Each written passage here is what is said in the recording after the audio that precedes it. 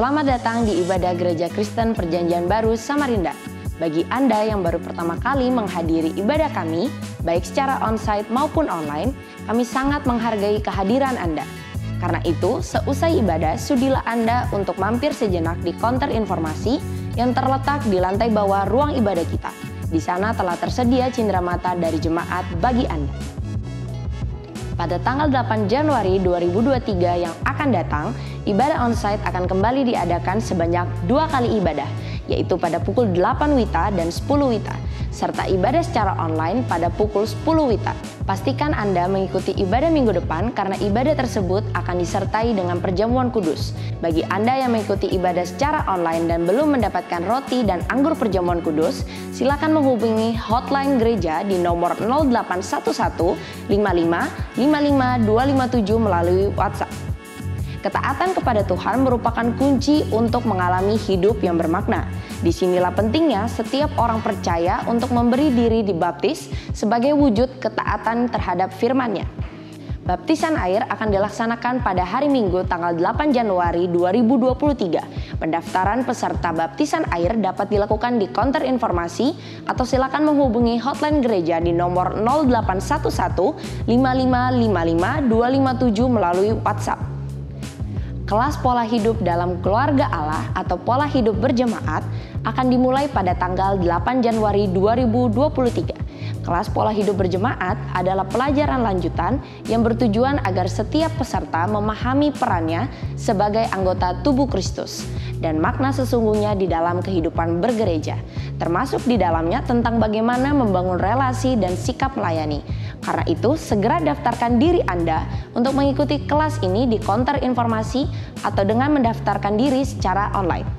Mengajak seluruh jemaat untuk mengambil bagian dalam gerakan doa dan puasa berantai selama 30 hari yang akan dilaksanakan pada tanggal 2 sampai 31 Januari 2023. Bagi Anda yang ingin terlibat dalam gerakan doa puasa ini, dapat mendaftarkan diri Anda dengan mengisi kartu doa yang telah disediakan. Anda juga dapat mendaftarkan diri secara online dengan men-scan QR yang telah disediakan. Mendekatkan diri kepada Tuhan melalui doa merupakan salah satu kunci untuk mendapatkan kekuatan di saat kita menghadapi tantangan di dalam kehidupan. Oleh karena itu, hadirilah doa Deeper yang diadakan baik secara onsite maupun online setiap hari Kamis pukul 19 WITA. Doa Deeper online dapat Anda ikuti melalui Zoom. Anda juga dapat mengikuti doa pagi melalui Zoom setiap hari Sabtu pukul 6 WITA. Mari kita wujudkan iman dan kasih kita kepada Tuhan melalui persembahan kita. Anda dapat memberikan persembahan dan persepuluhan dengan mengirimkannya ke nomor rekening yang tertera di layar. Selain itu, telah tersedia alternatif bagi Anda untuk memberikan persembahan dan persepuluhan, yaitu dengan menggunakan dompet digital atau e-wallet melalui aplikasi yang tertera di layar. Keterangan lebih lanjut mengenai berbagai kegiatan tadi dapat Anda lihat melalui berbagai sosial media gereja, baik itu Instagram maupun Facebook atau aplikasi MDC Samarinda.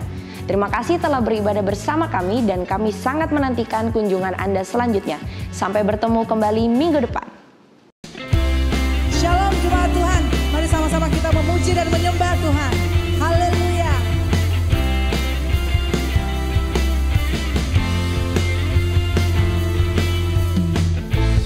Firman terangi jalanku, risai iman di setiap waktu, lindungiku dari segala, tak pernah ku ragu karena Dia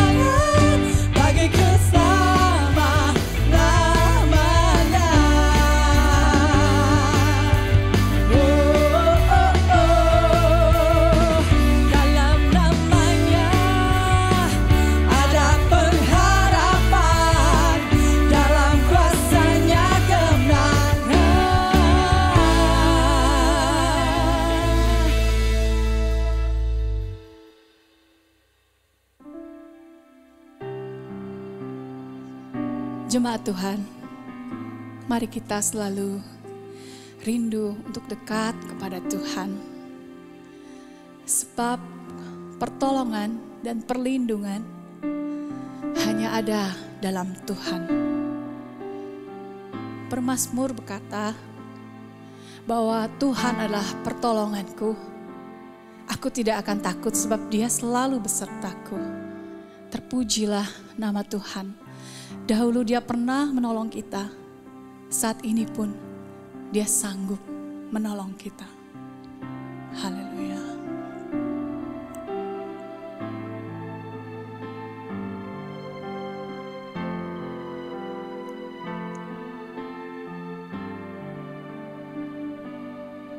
Saat ku berjalan, kasih-Mu menerangi langkahku. Takut, tak ku bimbang, karena ku tahu Kau bersamaku. Kau lebih tahu yang terbaik bagiku. Kau lebih sanggup pulihkan hidupku. Ku berserah, ku percaya, hanya Yesus penolong yang setia.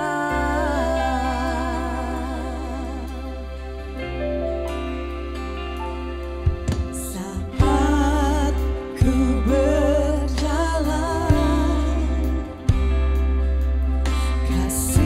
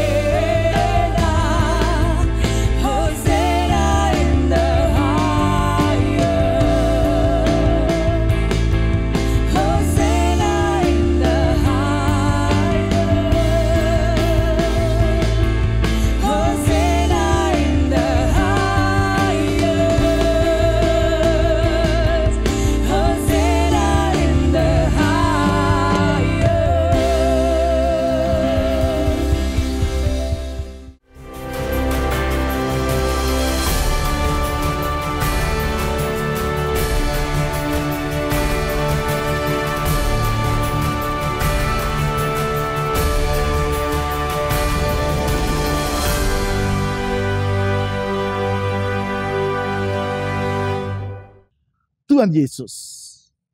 Kami bersyukur untuk tahun yang baru yang sedang kami mulai masuki ini. Kami perlu tuntunan-Mu. Di tengah kekelaman, kami perlu tuntunan firman-Mu dan Roh-Mu yang bagaikan pelita pada kaki kami, yang menerangi jalan kami. Sehingga kami tahu apa yang akan kami hadapi dan bagaimana kami harus menyikapinya dengan tuntunan firman-Mu. Tuhan, tolong pemberitaan firman Tuhan ini sehingga menjadi berkat bagi semua kami, menggugah iman dan pengharapan kami. Karena Engkau Tuhan Yesus, sumber pengharapan yang sejati. Di dalam nama-Mu kami telah berdoa. Amin. Alkisah, seorang yang sudah berusia lanjut mengundang gembala jemaatnya karena ia menjelang meninggal dunia. Ketika Pak Pendeta tiba, ia pun menyampaikan pesan-pesannya yang terakhir. Sesudah semua pesan ia sampaikan, orang itu pun berkata, masih ada satu pesan lagi Pak Pendeta. Ini adalah pesan saya yang paling terakhir. Mendengar apa yang ia katakan, semua orang yang berkumpul di sekitar orang tadi memberikan perhatian penuh. Karena biasanya pesan yang paling terakhir adalah pesan yang paling penting. Orang itu berkata, nanti sesudah jasad saya dimasukkan ke dalam peti jenazah, selipkanlah sebuah garpu ke dalam genggaman tangan kanan saya. Tentu saja semua anggota keluarga yang berkumpul maupun Pak Pendeta merasa kebingungan. Sebab pesan ini terasa sangat ganjil. Akhirnya, karena tidak dapat menahan rasa ingin tahunya, Pak Pendeta bertanya, garpu itu untuk apa? Orang tadi pun menjawab, untuk menjadi pesan bagi semua orang yang datang melayat dan melihat jenazah saya di dalam peti. Kemudian, ia menjelaskan apa yang ia maksudkan dengan bercerita. Ketika saya masih bocah, kalau saya hampir selesai makan malam, ibu saya sering berkata, keep your fork, the best is yet to come. Tetap pegang garpumu, karena makan malam belum berakhir. Makanan penutup yang lezat akan segera disajikan. Hidangan yang terbaik akan segera dihidangkan. The best is yet to come. Lebih lanjut orang itu berkata, nanti kalau orang datang melayat dan melihat jenazah saya, kemudian bertanya, untuk apa ia memegang garpu itu? Jawablah, the best is yet to come. Yang terbaik masih akan datang. Semasa hidupnya, ia telah mengalami banyak kebaikan Tuhan. Namun itu bukan akhirnya. Masih ada hal yang lebih baik yang sedang menanti dirinya. Yaitu tinggal bersama dengan Tuhan Yesus untuk selama-lamanya. Itu lebih baik dari semua hal yang pernah ia alami. Itu adalah perkara yang terbaik yang dapat ia alami. The best is yet to come. Pesan seperti itu pula lah yang Tuhan hendak sampaikan kepada semua kita di awal tahun ini. Sesudah sepanjang 1 tahun yang lewat, kita mengalami berbagai kebaikan Tuhan. Entah kebaikannya yang kita sadari ataupun yang tidak kita sadari. Hari ini Tuhan ingin menyampaikan pesan untuk semua saudara. Yaitu bahasanya kebaikannya masih belum berakhir. Ia masih tetap bekerja untuk menyediakan hari esok yang lebih baik bagi saudara. The best is yet to come. Yang terbaik masih akan datang. Kalau saudara percayakan hal itu, tulis kata amin pada kolom komen dari YouTube channel yang sedang saudara ikuti. Katakan amin. The best is yet to come.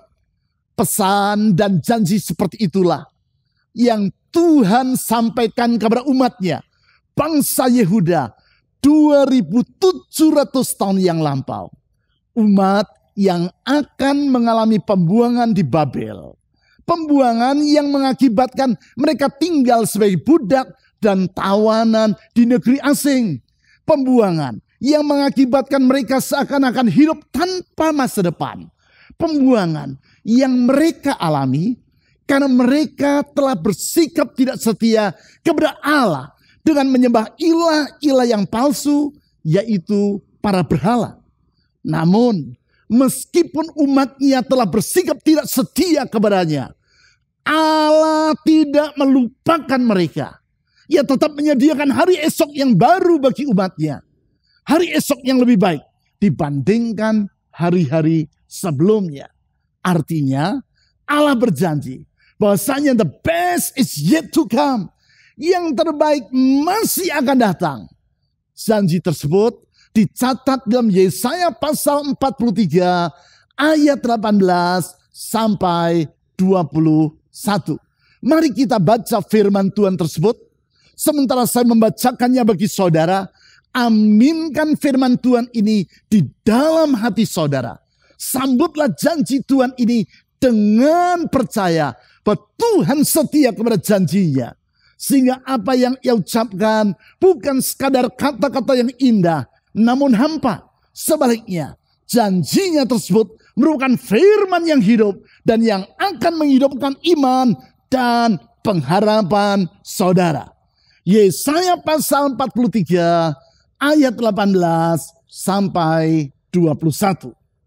Firman-Nya, janganlah ingat-ingat hal-hal yang dahulu, dan janganlah perhatikan hal-hal yang dari zaman purbakala. Lihat, aku hendak membuat sesuatu yang baru, yang sekarang sudah tumbuh. Belumkah kamu mengetahuinya? Ya, aku hendak membuat jalan di padang gurun dan sungai-sungai di padang belantara.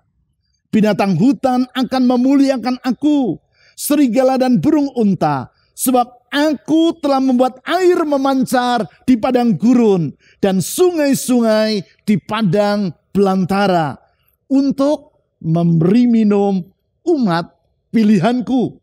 Umat yang telah kubentuk bagiku akan memberitakan kemasyuranku. 2 tahun yang lampau, melalui ayat-ayat yang saya baca ini, Tuhan telah menyampaikan pesan kepada kita semua. Pesan, yaitu bahasanya ia akan memulai sesuatu yang baru bagi hidup kita, atau restart. Di tengah masa sukar karena masa pandemi di saat itu, Tuhan akan memulai hal yang baru bagi umatnya. Itulah yang telah kita alami selama hari-hari yang lampau. Sekarang, sesudah 2 tahun berlalu, kembali Tuhan ingin menyampaikan firman-Nya melalui ayat-ayat yang sama. Namun dengan pesan yang berbeda. Pesan, yaitu bahwasanya ia masih belum selesai bekerja di tengah umatnya. Ia masih tetap berkarya di dalam hidup kita. Bahkan bukan itu saja. Apa yang akan ia kerjakan di hari depan adalah lebih indah daripada yang telah ia lakukan di masa yang lalu. Hal tersebut nampak dengan sangat jelas di dalam ayat-ayat yang telah kita baca tadi. Khususnya di dalam kalimat pertama ayat 19. Yaitu, lihat, aku hendak membuat sesuatu yang baru, yang sekarang sudah tumbuh. Belumkah kamu mengetahuinya? Melalui kalimat tersebut, Tuhan ingin menegaskan kepada umatnya, baik bangsa Yehuda di masa lampau, maupun kita yang hidup di masa sekarang, bahwasanya ia masih tetap bekerja dan menyediakan masa depan yang baru bagi umatnya. Lebih lanjut, di dalam ayat-ayat yang telah kita baca tadi, Tuhan juga menyampaikan tentang 3 sikap yang harus mewarnai hati umatnya dalam menyambut janjinya tersebut. 3 sikap yang harus mewarnai hati saudara dalam menyambut masa depan yang Tuhan sediakan bagi Anda. Ketiga sikap itu adalah, yang pertama, yaitu jangan membiarkan masa lampau membelenggu hidup Anda. Saya ulangi. Sikap dalam menyambut masa depan yang Tuhan sediakan adalah, yang pertama, jangan membiarkan masa lampau membelenggu hidup Anda. yang acap kali menjadi masalah dalam diri banyak orang adalah karena ia membiarkan masa lampau mengungkung hidupnya. Entah masa lampau tersebut merupakan masa lampau yang indah maupun masa lampau yang pahit. Yang pasti masa lampau tersebut menawan yang bersangkutan sehingga ia tidak dapat melihat masa depan yang lebih indah bagi hidupnya. Ingat bahwa Tuhan bukan hanya Tuhan untuk masa lampau. Dia juga adalah Tuhan untuk masa sekarang dan masa yang akan datang. Bukan saja ia mampu bekerja di masa lampau, ia juga sanggup bekerja di masa sekarang maupun di masa yang akan datang. Bahkan ia juga mampu mengubah kegagalan kita di masa lampau menjadi awal dari keberhasilan baik untuk masa kini maupun masa yang akan datang. Bukan itu saja, ia juga sanggup menyediakan masa depan yang lebih indah daripada yang telah ia kerjakan di masa-masa yang lalu. Itu sebabnya, sebagaimana yang ditulis di ayat 18, Tuhan berfirman, janganlah ingat-ingat hal-hal yang dahulu dan janganlah perhatikan hal-hal yang dari zaman purbakala. Memang berbagai hal yang dahsyat dan ajaib telah Tuhan kerjakan di tengah umatnya di masa lampau. Sebagaimana yang Tuhan sampaikan di ayat-ayat sebelumnya, yaitu di ayat 1 sampai 3. Tuhan telah membebaskan nenek moyang umatnya dari perbudakan di Mesir. Mereka menyeberangi Laut Teberau dan berjalan melewati padang gurun. Semua itu merupakan perkara-perkara yang ajaib dan dahsyat yang telah Allah kerjakan di masa lalu. Tetapi Tuhan tidak hanya berhenti sampai di situ.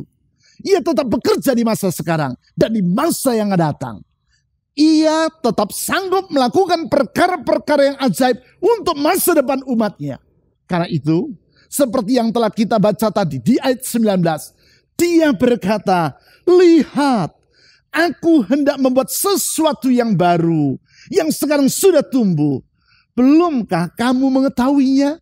Artinya, apapun yang telah saudara alami di masa lampau, entah hal yang pahit, seperti perbudakan di Mesir, maupun hal yang indah, seperti kemerdekaan dari perbudakan negeri Firaun tersebut, ingatlah satu hal ini. Tuhan masih belum selesai bekerja dalam hidup Anda. The best is yet to come. Hal yang lebih indah sedang Allah sediakan bagi hidup Anda. Selanjutnya, yang kedua, sikap dalam menyambut masa depan yang Tuhan sediakan adalah percaya bahwa Tuhan tetap sanggup bekerja untuk kebaikan Anda. Saya ulang, yang kedua, percaya bahwa Tuhan tetap sanggup bekerja untuk kebaikan Anda. Disinilah pentingnya untuk menyadari besarnya kuasa dan hikmat Tuhan yang bersifat tidak terbatas dan yang tidak pernah berakhir. Kuasa dan hikmat Tuhan yang mengakibatkan tidak ada perkara yang sukar, apalagi yang mustahil bagi Dia. Apabila di masa lampau Tuhan mampu melakukan mujizat-mujizatnya, maka di masa sekarang pun Ia tetap sanggup melakukan hal yang sama. Ingat, Tuhan tidak pernah pensiun. Ia tidak pernah berhenti dari keberadaannya sebagai Allah. Allah yang artinya adalah penguasa langit dan bumi dan raja atas alam semesta.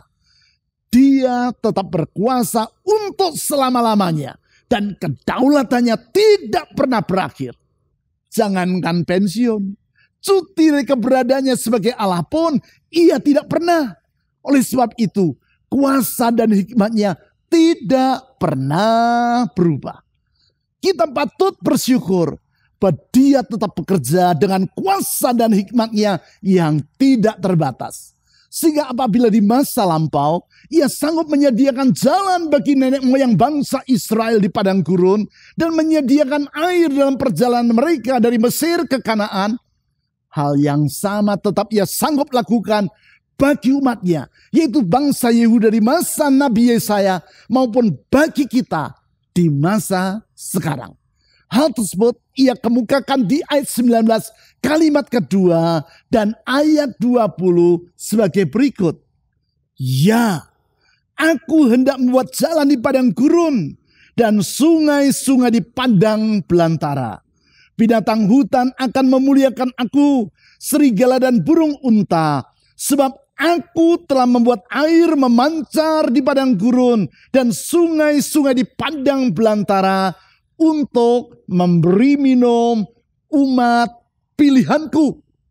Dengan hikmatnya, Tuhan menyediakan jalan di saat tiada jalan, dan dengan kuasanya, ia membuat air memancar di padang gurun.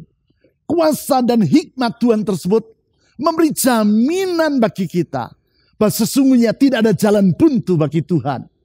Kuasa dan hikmatnya itu memberi jaminan bagi kita bahwa tidak ada rencananya yang akan gagal. Kuasa dan hikmat Tuhan tersebut memberi kepastian bahwa tidak ada janjinya yang tidak dapat ia penuhi. Sehingga kalau ia berjanji, but the best is yet to come, yang terbaik masih akan datang, maka janjinya tersebut pasti akan terlaksana dalam hidup kita tepat pada waktunya. Sekarang, yang ketiga, sikap dalam menyambut masa depan yang Tuhan sediakan adalah percaya bahwa Tuhan masih memiliki rencana yang lebih besar bagi Anda. Saya ulangi, yang ketiga, percaya bahwa Tuhan masih memiliki rencana yang lebih besar bagi hidup Anda. Bukan hanya Tuhan masih sanggup bekerja untuk kebaikan Anda, terlebih lagi dalam kasih dan kesetiaannya, ia masih memiliki rencana yang lebih besar bagi hidup Anda. Lebih besar dari apa yang telah ia kerjakan dalam hidup Anda di masa lampau.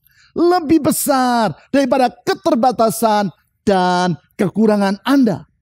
Itulah yang Tuhan janjikan kepada umatnya, bangsa Yehuda. Seperti yang ditulis di ayat 21. Bangsa Yehuda yang mengalami pembuangan di Babel.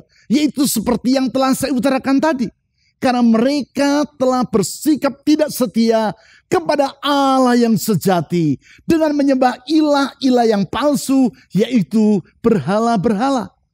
Tetapi kasih dan kesetiaan Allah sungguh sangatlah tidak terbatas. Kepada umat yang telah bersikap tidak setia terhadap dirinya tersebut, Allah tetap bersikap setia kepada mereka. Ia tidak pernah melupakan umatnya.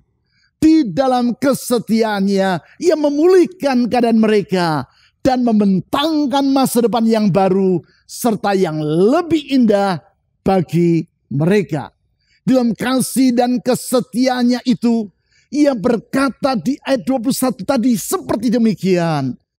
Umat yang telah kubentuk bagiku akan memberitakan kemasyuranku. Dengan berkata, bahwa bangsa Yehuda adalah umat yang telah ia bentuk bagi dirinya. Tuhan menyatakan bahwa ia tidak pernah menolak ataupun melupakan umatnya. Apapun yang telah terjadi, bangsa Yehuda adalah tetap umatnya. Umat bagi dirinya. Itulah kesetiaan Tuhan. Dengan berkata bahwa ia memiliki maksud agar umatnya memberitakan kemasyurannya.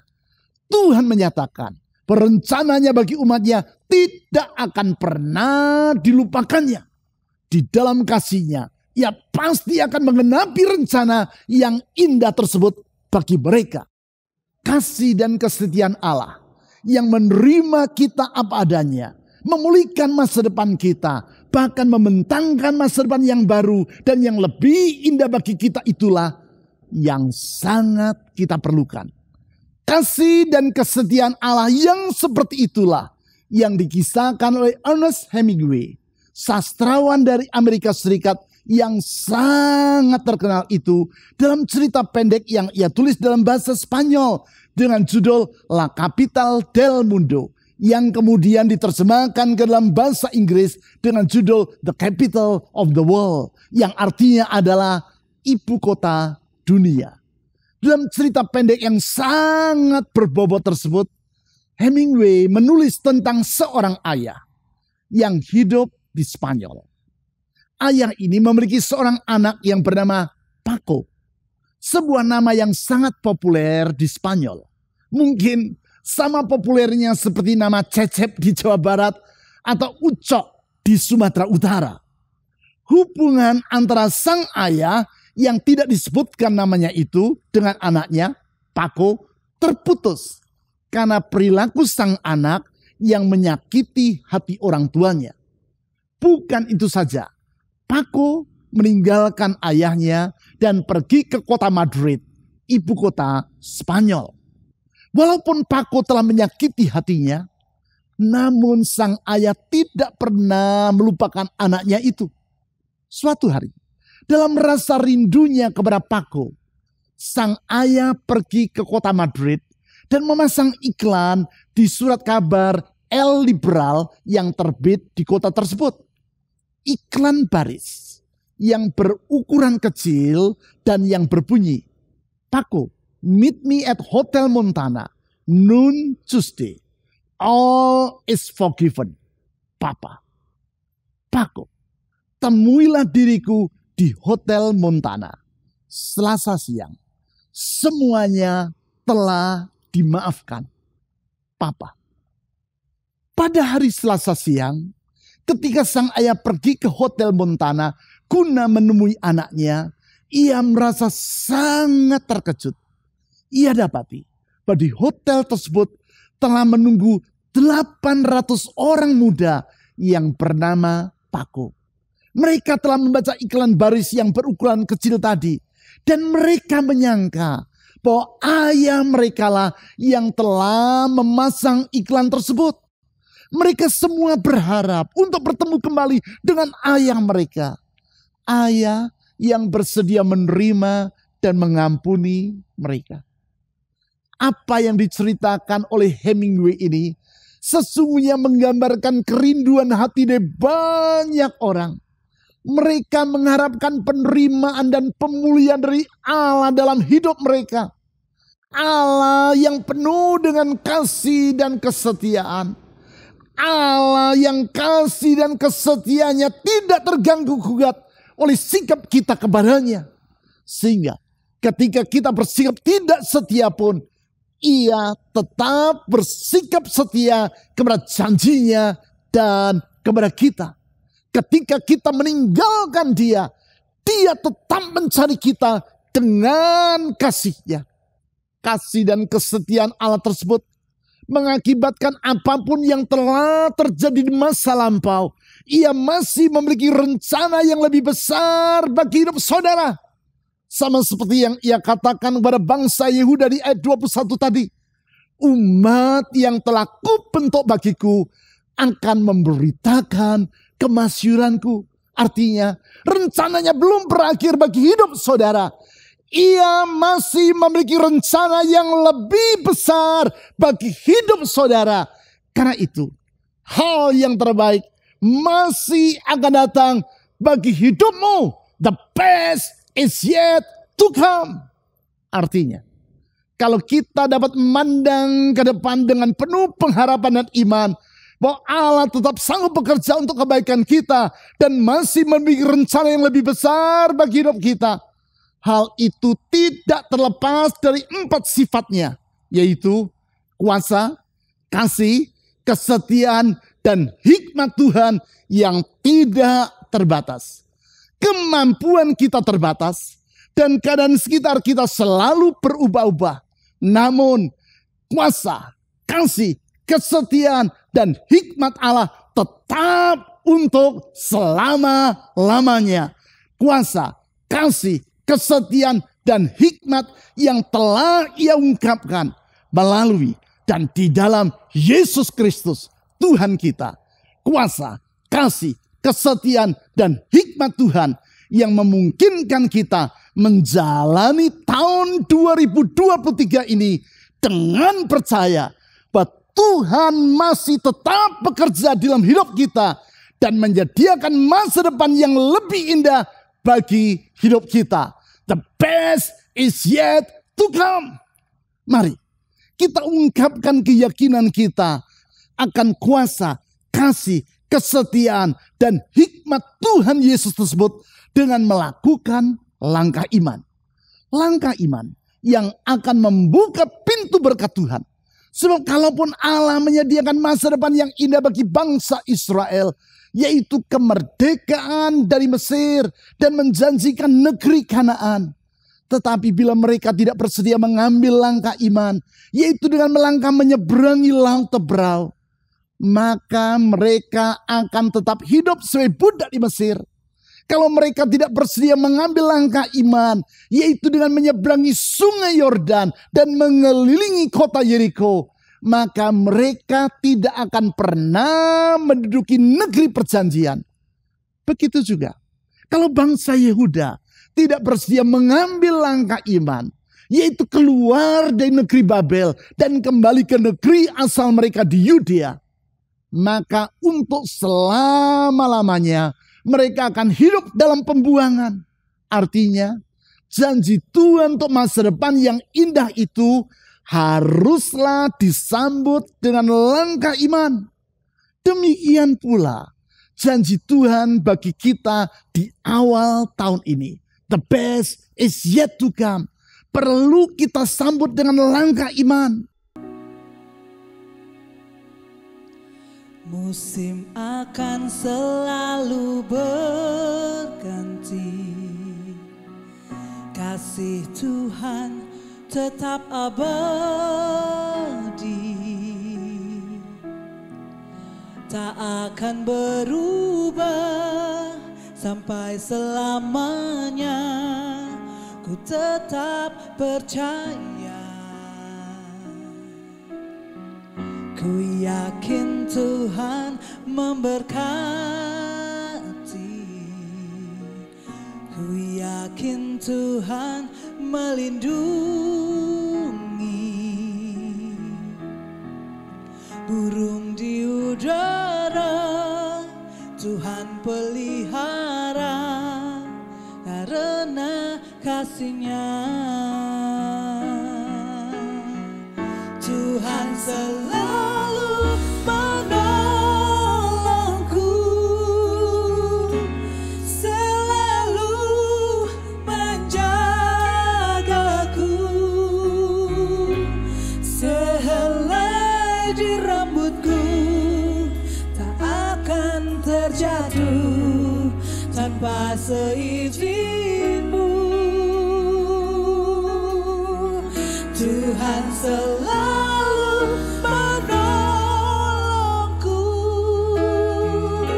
selalu menjagaku.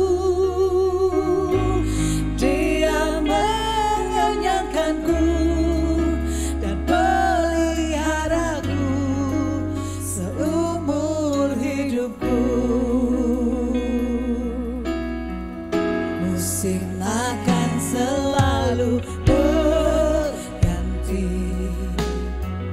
kasih Tuhan tetap abadi, tak akan berubah sampai selamanya. Ku tetap percaya, ku yakin Tuhan memberkati, ku yakin Tuhan melindungi. Burung di udara Tuhan pelihara karena kasih-Nya. Tuhan selalu menolongku, selalu menjagaku. Sehelai di rambutku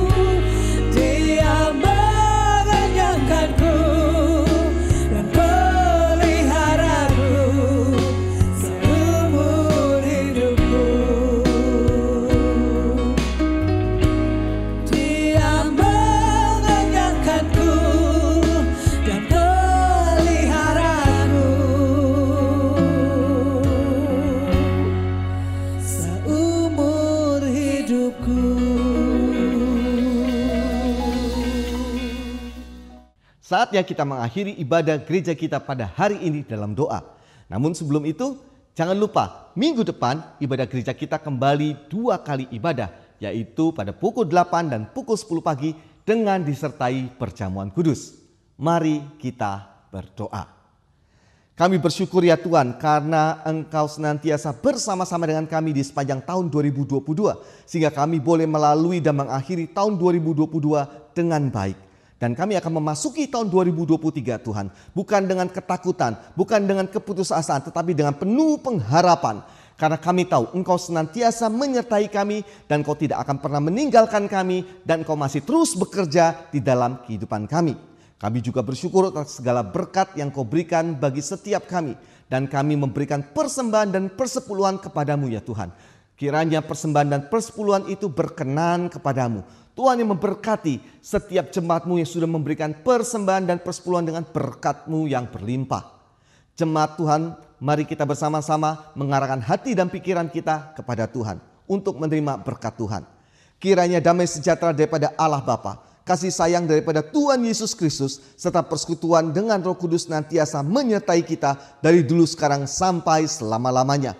Diberkatilah engkau, diberkatilah keluargamu, diberkatilah kesehatanmu, diberkatilah usaha dan pekerjaanmu, diberkatilah studimu. Apapun yang kau lakukan, Tuhan buat berhasil. Karena Tuhan senantiasa menyertai engkau dan memelihara engkau. Dan kiranya Tuhan mengutus engkau menjadi terang dan garam dunia. Sehingga engkau memuliakan nama Tuhan. Di dalam nama Tuhan Yesus, setiap kita yang percaya sama-sama katakan, amin.